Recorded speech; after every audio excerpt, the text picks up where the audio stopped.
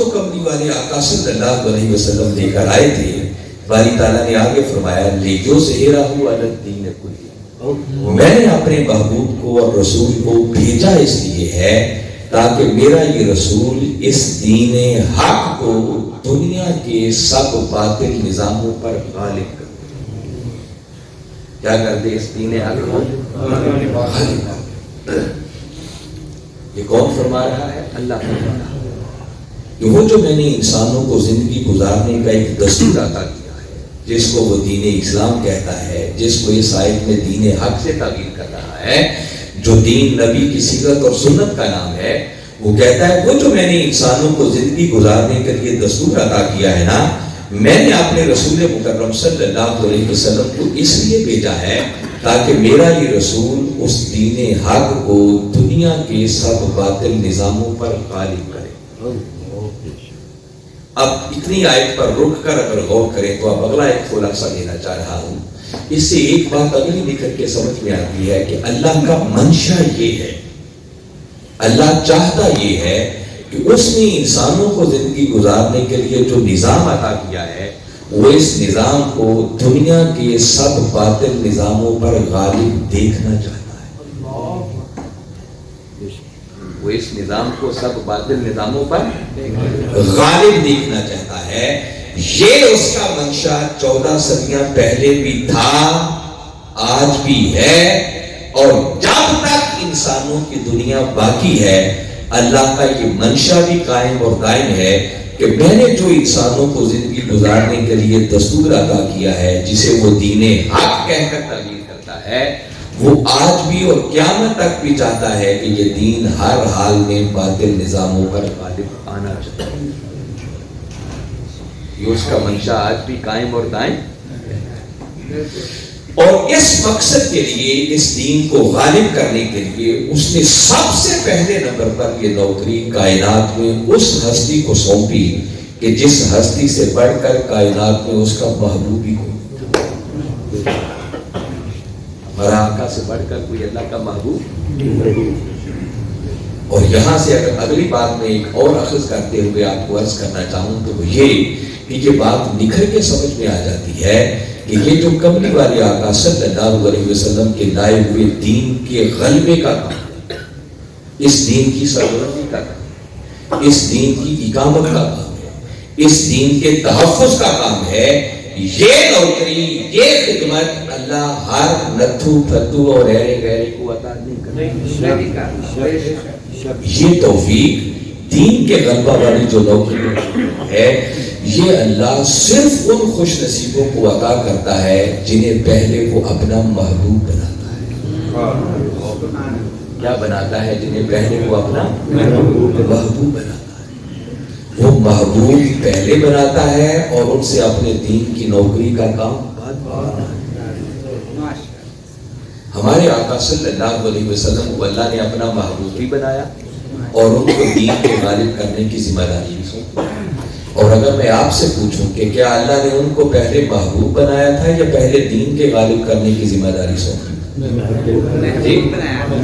محبوب تو اس نے روز ازل سے بنایا، تو اس کا مطلب وہ محبوب پہلے بناتا ہے اور دین کے غلبہ کی نوکری،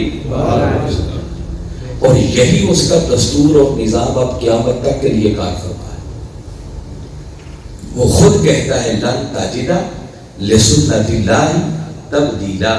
کہ بندے تو اللہ کی سنت میں، اس کے طریقے میں کبھی تبدیلی، اس کی سنت قائم رہتی ہے، طریقہ قائم رہتا ہے۔ اور سورہ مائدہ میں اس نے اعلان کر رکھا ہے یا ایھا الذین آمنوا من یرتد منکم عن دینہ فسوف یأتی اللہ بقوم یحبہم ویحبونہ۔ فرمایا اے ایمان والو، اگر تم میرے دین کی نوکری سے منہ پھیر دو گے تو یاد رکھو میرا دین تمہارا محتاج نہیں، تمہاری جگہ اور لوگوں کو لے آؤ، ان سے اپنے دین کی نوکری کا کام لو۔ اچھا مولا، جن سے تو اپنے دین کی نوکری کا کام دے گا ذرا بتا تو صحیح وہ ہوں گے کیسے؟ ان کا کوئی تعارف، کوئی ان کا انٹروڈکشن؟ باری تعالیٰ نے ان کے تعارف میں جو پہلے نمبر پر بات کی ہے کہ جن سے میں اپنے دین کی نوکری کا کام لوں گا وہ کیسے ہوں گے، تو فرمایا یحبہم، وہ ایسے ہوں گے کہ اللہ ان سے محبت کرتا ہو۔ اس لیے میں نے بتایا کہ یہ جو دین کے غلبہ کی نوکری کا کام ہے نا، یہ اللہ ہر نتو فتو اور غیرے کو عطا نہیں کرتا، یہ صرف ان خوش نصیبوں کو عطا کرتا ہے جنہیں وہ پہلے اپنا محبوب بناتا ہے۔ اس کے دو ضابطے، ایک ضابطہ یہ ہے کہ بندے نے کلمہ پڑھا، دائرہ اسلام میں داخل ہوا، اس کے بعد پھر اس نے نمازیں پڑھی، روزے رکھے، حج عمرے کیے، نیک اعمال کیے، ان نیک اعمال کے نتیجے میں وہ لوگوں کو اپنا محبوب بناتا ہے، یہ اس کا ایک ضابطہ ہے۔ اور دوسرا ضابطہ یہ ہے کہ کچھ لوگوں کو وہ چنتا پہلے ہے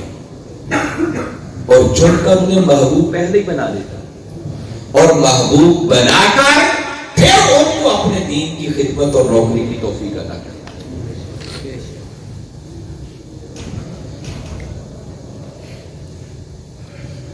اب آپ کے ذہن میں ممکن ہے یہ خیال آئے، چونکہ رانا صاحب نے ایک بڑی بات کی، پروفیسر صاحب نے بھی بات کی، کہ یہ ہماری خوش نصیبی ہے کہ غلبہ دین حق کی بحالی کی تحریک کے ساتھ اور قائد محترم کے ساتھ جڑنے کی وجہ سے اللہ نے ہمیں بھی یہ نوکری عطا کر رکھی ہے۔ ایسے ہی ہے نا، آپ میں سے کسی کے ذہن میں خیال آ سکتا ہے کہ علامہ صاحب ہمیں کون سے ایسے سینگ لگے ہوئے تھے جو اللہ نے ہمیں چن کے پہلے اپنا محبوب بنایا، کیونکہ وہ ہر نتو پتو کو تو یہ نوکری دیتا تھا، خیال آ سکتا ہے۔ تو آئیے میں اس کی وجہ بتاتا ہوں، سینگ واقعی ہمیں کوئی نہیں لگے، اور یہ جو ہم اس تجدیدی تحریک کے ساتھ جڑے ہوئے ہیں نا، اس میں ہمارا کوئی کمال نہیں ہے، یہ ہمارے کوئی تیر مارنے والی بات نہیں۔ اس کا جواب میں نے خود قبلہ حضور کی زبان مبارک سے سنا، آپ نے گوشہ جرود میں بیٹھ کر ایک مرتبہ یہ بات فرمائی کہ بیٹے یہ جو اس صدی کے اندر آپ اس تجدیدی تحریک کے ساتھ جڑے ہوئے ہیں، آقا کے دین کی نوکری والے مشن کے ساتھ جڑے ہوئے ہیں، فرمایا کہ تمہارا کوئی کمال نہیں ہے، اس میں تمہارے کوئی تیر مارنے والی بات نہیں ہے۔ فرمایا کبھی خلوت میں بیٹھ کر جا کر سوچنا، تمہاری پشتوں میں کوئی اللہ کا نیک بندہ یا نیک بندی ایسی گزری ہے کہ جس کے صدقے اللہ نے کرم آپ لوگوں پر کر رکھا ہے کہ اس صدی کی دین حق کے غلبہ کے لیے اٹھنے والی تحریک سے تمہیں چھوڑ یہ کسی کے صدقے ہمارے اوپر کر، اس میں ہمارا کوئی کمال کسی کے صدقے کرم کرتا ہے، اور ہماری خوش نصیبی ہے کہ کسی کے صدقے ہمارے اوپر کرم بھی واقع، اس کرم کی لاج رکھا۔ تو میں بتا یہ رہا تھا کہ اللہ رب العزت نے اپنے محبوب کریم صلی اللہ علیہ وسلم کو پھر اس دین حق کو غالب کرنے کے لیے ہمارے آقا صلی اللہ علیہ وسلم تشریف لائے، آپ نے اس کے لیے کلمہ حق بلند کیا۔ صحابہ کرام رضوان اللہ علیہم اجمعین وہ خوش نصیب تھے جنہوں نے آپ کی دعوت پر لبیک کہا اور اس دین کو غالب کرنے کے لیے میرے آقا کے دست و بازو بنے، پھر اس کے لیے محنت شروع ہوئی۔ خود میرے آقا صلی اللہ علیہ وسلم نے کبھی مکہ کی گلیوں میں جا جا کر، کبھی طائف کی وادیوں میں جا کر، اور کبھی میلوں میں جا جا کر لوگوں کو دعوت، کبھی آپ دار ارقم میں جلوہ افروز ہوتے اور صحابہ کرام مکہ کی گلیوں میں گھومتے اور ایک ایک شخص کو پکڑ کر اسے ریکویسٹ کرتے، معلوم نہیں ہے وہ کیسے کیسے اسے مناتے اور اس کو صرف اتنا اس بات پر تیار کرتے کہ بھئی آؤ ایک بار ہمارے ساتھ چلو اور دار ارقم میں چل کر بس ہمارے محبوب کی زبان سے نکلنے والی میٹھی میٹھی باتیں سنو، پھر پسند آ جائے تو مان لینا، پسند نہ آئے تو واپس چلے جاتے۔ یہ اس طرح دین پھیلا ہے، اور اس کی پاداش میں معاذ اللہ پھر لوگوں نے آپ کو جادوگر کہا، شاعر کہا، مجنون کہا، دیوانہ کہا، پتھر مار مار کر جس میں اقدس کو لب لگا دیا، حتیٰ کہ پھر آقا مکہ چھوڑ کر مدینہ تشریف لے گئے۔ پھر جنگیں میں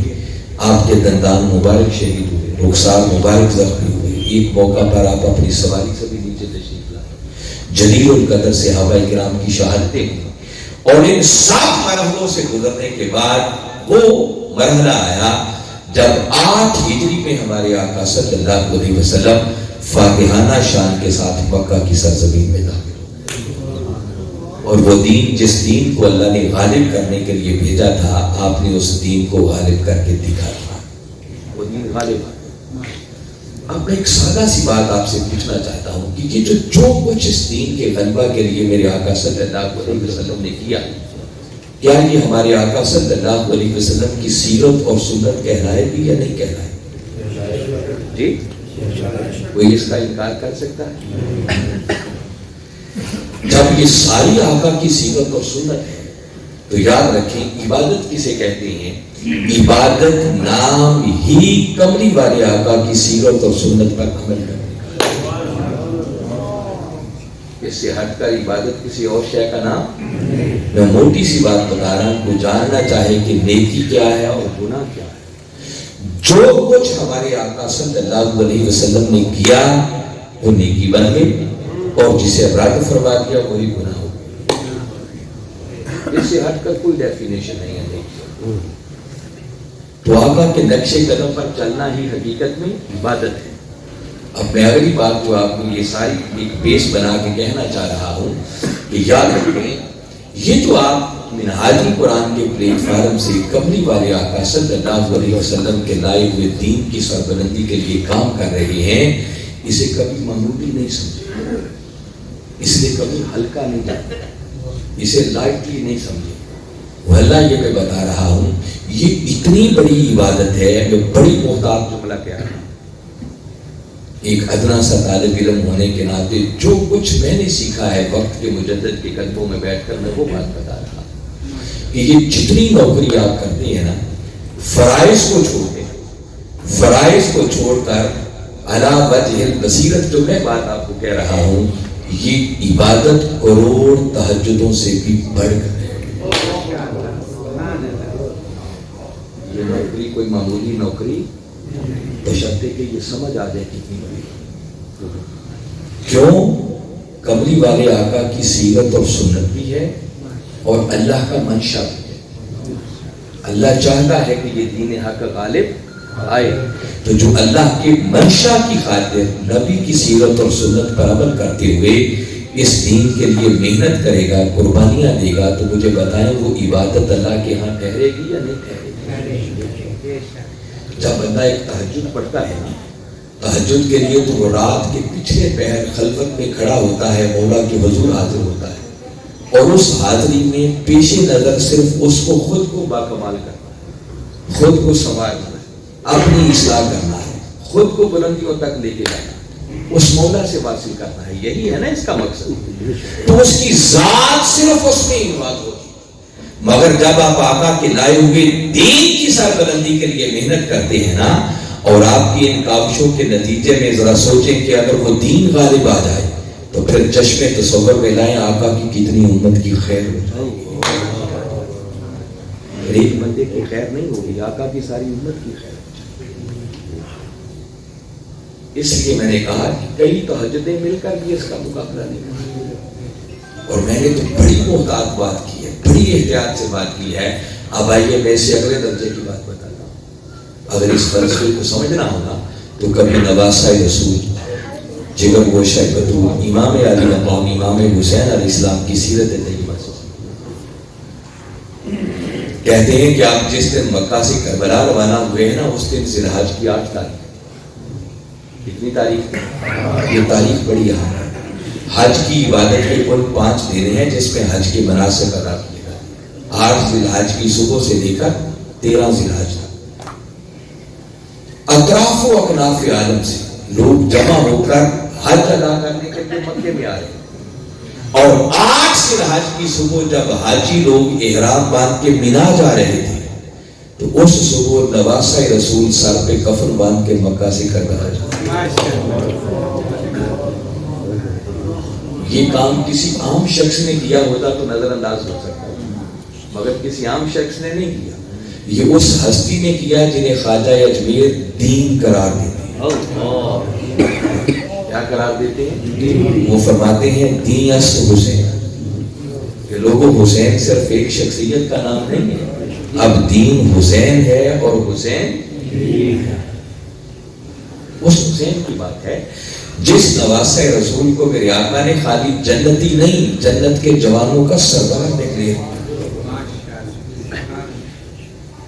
جن کی خاطر میرے آقا اپنی نماز کے سجدوں کو ہی لمبا کر دیا۔ اگر وہ ہستی کوئی ایسا قدم اٹھائے تو وہ نظر انداز کرنے والا نہیں۔